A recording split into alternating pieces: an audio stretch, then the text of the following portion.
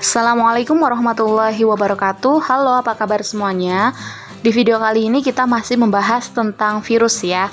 Kali ini kita akan belajar tentang replikasi virus atau proses reproduksi virus dan juga peranan virus bagi kehidupan kita, baik itu yang menguntungkan ataupun yang merugikan.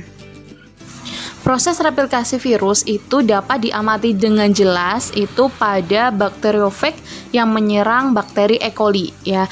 Namun sebenarnya untuk virus yang menyerang manusia, hewan ataupun tumbuhan itu juga mempunyai cara replikasi yang hampir sama dengan bakteriofag, yaitu ada dua cara. Yang pertama adalah daur litik dan juga ada daur lisogenik.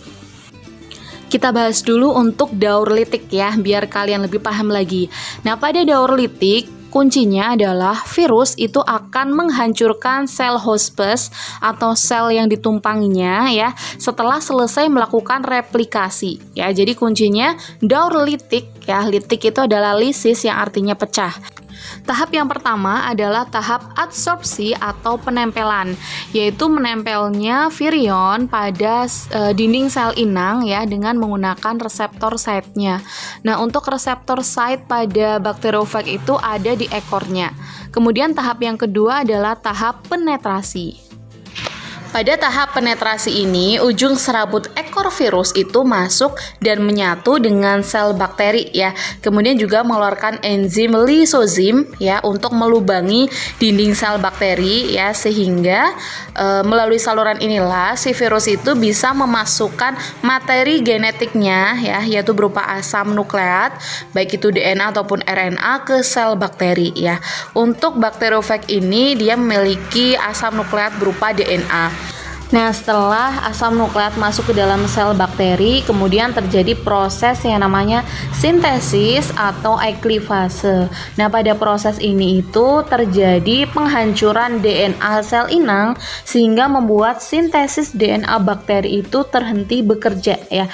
Nah, setelah proses ini berhasil, DNA bakteri kemudian akan diambil alih nih, digantikan oleh DNA atau RNA virus, sehingga virus itu mampu mengendalikan secara utuh kehidupan dari sel bakteri. Nah, tujuannya apa? Tujuannya adalah untuk membuat salinan asam nukleat virus, bisa berupa DNA atau RNA, yang kemudian itu membentuk berbagai komponen tubuh virus seperti kapsid dan ekor. Nah, komponen tubuh virus yang tadi terbentuk itu kan masih terpisah ya, sehingga mulailah tahapan perakitan ya, dimana komponen tubuh virus-virus tadi yang terpisah itu akan dirakit ya, sehingga membentuk virus-virus bakteriofag yang lengkap ya. Nah, perlu diketahui bahwa satu kali siklus litik ini bisa menghasilkan 100-200 virus bakteriofag. Nah, tahapan terakhir yaitu tahap lisis ya. Jadi kalian tadi kan di awal tahu ya ada enzim lisozim. Jadi kerja enzim lisozim itu tidak hanya untuk melubangi dinding sel inang saja ya, tetapi juga membuat dinding sel itu mengalami pecah pada akhir fase reproduksinya virus ya. Nah, pecahnya dinding sel itu kemudian diikuti oleh pelepasan virus-virus baru yang telah siap melakukan replikasi ulang dengan menemukan sel inang baru. Selanjutnya, di saat virus sudah masuk ke dalam tubuh inang dan tidak dapat langsung dipecah karena misalkan sel inangnya itu memiliki ketahanan yang kuat, maka virus akan menggunakan daur lisogenik untuk perkembangbiakannya. Nah, pada daur lisogenik ini, virus tidak menghancurkan sel bakteri ataupun mengambil alih proses sintesis ya, tapi menjadi bagian dari asam nukleat dari sel inang. Adapun tahapan pertama dan kedua pada daur lisogenik itu sama seperti pada daur litik, yaitu tahap adsorpsi atau penempelan virus pada sel inang. Kemudian ada tahap penetrasi, yaitu tahap proses memasukkannya asam nukleat dari virus ke dalam sel inang. Nah, tahap yang membedakan dengan daur litik adalah tahap penggabungan dan pembelahan ya. Untuk tahap penggabungan itu terjadi ketika inang yang virus tempati itu cukup kuat sehingga virus tidak bisa mengambil alih kendali. Jadi, materi genetik dari virus akan bergabung dengan materi genetik inang dan kemudian membentuk profag. Selanjutnya, sel inang pasti akan mengalami fase pembelahan ya, dan profek ini juga ikut membelah. Berarti setiap sel inang pasti mengandung profek. Nah, selama sel inang itu kuat dan dalam kondisi yang menguntungkan, virus tetap berada dalam bentuk profek. Namun, apabila sel inang itu mulai lemah atau dalam keadaan yang tidak menguntungkan, misalnya terkena sinar UV ya, virus itu akan langsung memisahkan diri. Kemudian virus akan langsung menghancurkan materi genetik inang dan mengambil alih kendali. Lalu proses yang terjadi berikutnya itu sama dengan tahapan pada daur litik ya, yaitu tahapan sintesis, kemudian tahapan perakitan sampai ke lisis. Nah, di sini saya tampilkan tabel perbedaan antara daur litik dan daur lisogenik ya. Kalian lihat untuk perbedaannya ya. Untuk daur litik itu merupakan siklus replikasi di mana sang inang itu mengalami lisis pada akhir siklusnya. Kalau lisogenik itu tidak mengalami kematian ya pada akhir siklus karena mempunyai virulensi atau ketahanan. Kemudian pada kondisi awal inang ya, daur litik itu bakterinya itu non-virulen, artinya adalah tidak menyebabkan patogen atau penyakit. Kemudian kalau daur lisogenik itu sifatnya virulen, yang artinya menyebabkan penyakit ya, bersifat patogen. Kemudian jumlah tahapan pada daur litik itu ada 5, mulai dari adsorpsi, penetrasi, kemudian ada sintesis eklifase, perakitan, dan lisis. Kalau yang lisogenik itu ada adsorpsi, penetrasi, kemudian ada penggabungan dan pembelahan. Kemudian untuk kelanjutan siklus pada daur litik itu terhenti karena sel inangnya rusak ya, mengalami lisis atau pecah dan mati. Namun pada daur lisogenik itu dapat dilanjutkan dengan siklus litik ya jika virulensi bakteri atau sel inang itu hilang. Kemudian pada kondisi akhir inang jelas daur litik itu mengalami mati selnya. Kalau lisogenik itu masih menjalankan aktivitas biasa ya. Kemudian untuk waktunya daur litik itu relatif singkat, sedangkan daur lisogenik itu relatif lama. Selanjutnya kita akan membahas tentang peranan virus bagi kehidupan. Nah, hampir semua virus itu merugikan ya bagi manusia karena bersifat parasit dan tentunya menyebabkan penyakit seperti misalnya hepatitis, AIDS, flu burung, rubella, kemudian influenza, dan bahkan penyakit COVID-19 yang sekarang menjadi wabah ya. Nah, sebenarnya ada tidak sih manfaat dari virus? Nah, ternyata virus itu memiliki manfaat ya untuk meningkatkan kesejahteraan manusia. Virus yang bersifat menguntungkan itu biasanya digunakan dalam bidang rekayasa genetika maupun pada penelitian di bidang kedokteran ya. Nah, contohnya di dunia kedokteran itu virus dimanfaatkan untuk menghasilkan produk seperti misalkan interferon. Jadi interferon itu adalah protein yang dihasilkan oleh sel normal sebagai respon terhadap infeksi virus. Sehingga interferon ini bisa dijadikan untuk mencegah replikasi virus pada sel hospes ya. Selanjutnya ada profek ya. Nah, dengan profek itu dapat digunakan untuk mengubah fenotip bakteri, misalkan untuk menghasilkan suatu antigen seperti pada sel manusia ya. Caranya adalah DNA virus itu nanti digabungkan dengan gen manusia, yaitu gen penghasil antigen. Nah, kemudian gabungan dari gen atau profek tersebut lalu disambungkan ke DNA bakteri, sehingga pada saat bakteri itu membelah, otomatis antigen yang kita inginkan itu akan didapatkan dalam jumlah yang banyak ya dan cepat. Selanjutnya kita tahu ada vaksin ya, yang isinya itu adalah mikroorganisme patogen yang telah dilemahkan sehingga sifat patogenitasnya itu hilang, namun sifat antigenitasnya itu tetap ada ya.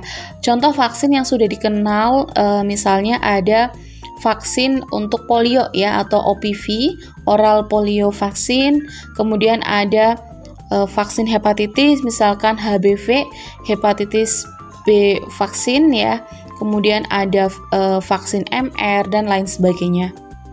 Jadi fungsi dari vaksin itu adalah untuk merangsang sistem kekebalan tubuh untuk memproduksi imun ya, sehingga kita mempunyai imunitas atau sistem pertahanan tubuh. Selanjutnya untuk virus-virus yang merugikan yaitu sebenarnya banyak sekali. Di sini saya contohkan hanya beberapa saja. Yang pertama adalah virus yang menyerang tumbuhan. Kita tahu ya ada TMV yang menyerang tanaman tembakau sehingga menyebabkan penyakit mosaik atau bercak pada daun. Kemudian ada Citrus Vine Flame Degeneration atau CVPD yang menyerang jaringan phloem pada tanaman jeruk. Kemudian ada Potato Yellow Dwarf Virus yang menyerang tanaman kentang sehingga kentangnya itu menjadi berwarna kuning dan kerdil ya. Kemudian ada virus Tungro yang menyerang tanaman padi sehingga tanaman padi juga menjadi kerdil. Kemudian ada virus yang menyerang hewan. Ini juga saya contohkan beberapa. Misalkan ada RSV atau Raw Sarcoma Virus ya. Ini adalah tumor pada ayam. Kemudian ada Bovine Papillomavirus, itu tumor pada sapi. Kemudian ada Newcastle Disease Virus, itu adalah penyakit tetelo ya pada unggas. Gejalanya itu unggas itu mengalami diare dan batuk-batuk ya. Kemudian ada H5N1, kemudian ada Foot and Mouth Disease Virus, yaitu penyakit mulut dan kuku ya pada sapi dan hewan ternak lain. Selanjutnya untuk virus yang menyerang manusia itu sebenarnya juga banyak sekali. Di sini saya contohkan beberapa saja ya. Misalnya ada influenza virus yang menyerang sistem pernafasan bagian atas, ada HIV yang menyerang sistem kekebalan tubuh, ada rhabdovirus ya yang menyerang sistem saraf ya, menyebabkan penyakit rabies dan ditularkan melalui gigitan atau cakaran hewan seperti anjing, kucing ataupun monyet ya. Kemudian ada varicella zoster atau cacar air, kemudian H1N1 virus yaitu flu babi, ada rubella virus yaitu campak Jerman, ada coronavirus ya, penyebab penyakit SARS yang menyerang sistem pernafasan. Kemudian ada Ebola virus yang menyebabkan penyakit Ebola, ada herpes simplex virus, ada poliovirus, dengue virus ya, ada myxovirus, kemudian ada hepatitis virus. Nah, untuk mengetahui lebih lanjut tentang gejala-gejala apa saja yang ditimbulkan oleh virus-virus yang menyerang manusia, di sini saya berikan tugas kepada kalian semuanya ya. Silahkan kalian mencari ya gejala-gejala yang ditimbulkan oleh beberapa virus berikut ini, yaitu yang pertama ada virus HIV ya, kemudian ada rhabdovirus, kemudian ada coronavirus, kemudian ada Ebola virus dan juga hepatitis virus. Nah, silahkan kalian cari ya jenisnya apa saja, gejala penyakitnya apa saja, dan cara pencegahannya. Kemudian tugas itu kalian kumpulkan di form yang akan saya share di Google Classroom. Nah, selanjutnya ada makhluk yang lebih kecil lagi daripada virus nih ya, tapi perilakunya seperti virus, yaitu ada viroid dan prion. Nah, viroid itu apa? Mari kita bahas lebih lanjut ya untuk pengetahuan kalian. Jadi viroid itu adalah partikel RNA yang menular ya, dan kalian tahu sendiri RNA itu memiliki untaian tunggal ya. Jadi viroid itu pertama kali diidentifikasi pada tanaman kentang ya, dan sampai sekarang itu sudah diidentifikasi ada 33 spesies viroid ya. Tentunya untuk ukuran dari viroid itu lebih kecil daripada virus ya, dan hanya mengandung RNA saja, tidak mempunyai kapsid ya. Nah, viroid ini dia tidak menyerang manusia ya, namun menginfeksi tanaman tingkat tinggi ya, misalkan pada kentang, mentimun, tomat, krisan, alpuka dan lain sebagainya. Nah, selanjutnya itu ada prion ya. Prion ini itu lebih kecil lagi daripada viroid dan virus ya, dan merupakan partikel protein yang menular ya, dan terbuat dari rantai asam amino. Jadi prion ini hanya berupa partikel protein, tidak mengandung asam nukleat seperti DNA ataupun RNA. Nah, prion itu menginfeksi hewan dan menyebabkan penyakit degeneratif pada sistem saraf ya. Contohnya itu pernah ditemukan pada awal abad ke-20 ya. Terdapat suku Fore dari Papua Nugini yang terpapar penyakit otak yang fatal yang dikenal sebagai penyakit kuru ya. Karena gangguan neurologis yang disebabkan oleh prion tersebut ya. Nah, prion ini itu adalah protein abnormal dan melukai otak ya. Penyebabnya karena pada saat itu ada praktek kanibalisme. Jadi melakukan ritual untuk memakan otak manusia. Selain itu juga prion dapat menyebabkan penyakit degeneratif pada sapi, yaitu penyakit sapi gila ya, atau bovine spongiform encephalopathy. Dan juga ada penyakit scrapie pada domba ataupun kambing. Nah, itu dia tadi pembahasan tentang replikasi virus dan peranan virus bagi kehidupan kita. Sebenarnya ada banyak sekali usaha-usaha pencegahan ya terhadap virus, misalnya dengan vaksinasi, kemudian menerapkan pola hidup yang sehat, mengkonsumsi makanan yang sehat dan seimbang, kemudian olahraga secara teratur, istirahat yang cukup, kemudian hindari stres ya. Kemudian juga bisa menghindari rokok dan minuman beralkohol, serta membiasakan untuk mencuci tangan dengan sabun. Terima kasih telah menyimak video ini. Wassalamualaikum warahmatullahi wabarakatuh.